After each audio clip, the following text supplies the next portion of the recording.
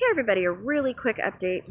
I'm going to be starting a series on preparedness for emergencies now that we have this coronavirus thing going on. I'm going to be talking about canning, dehydrating, freezing, and gardening as a way to prepare for emergencies such as this. And this is the main reason that I do my food storage, and I always have. So we're pretty prepared for this.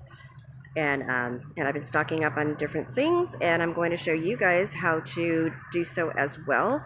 Maybe have a live this weekend and go over some questions that you guys might have, as well as a hot dog video. I am going to do the canning hot dog videos probably tomorrow afternoon after 5 o'clock Pacific Standard Time, along with some other things. We're going to be doing dehydrating. We're going to have a whole series on preparedness because right now I think it's really important that everybody know how to just start to prepare to stay indoors and have food at your fingertips, that what's going into your food. So it's really important to know how to preserve and to can and things like that. And this is one of the reasons store shelves are empty right now.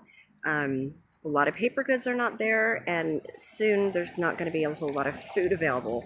I see it already in our area, so I'm just going to show you, little tips and tricks and things that I do to quickly get a food storage together.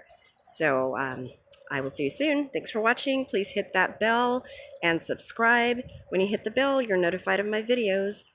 And you want to be notified. And if you don't hit the bell, you're not going to know that I upload my new videos. So stay tuned, everybody, and thanks for watching all my videos. Go back and watch the old videos, the dehydration and the canning videos and gardening.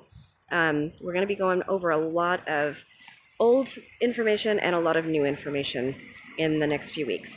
Thanks, you guys. See you later. Stay safe. Bye-bye.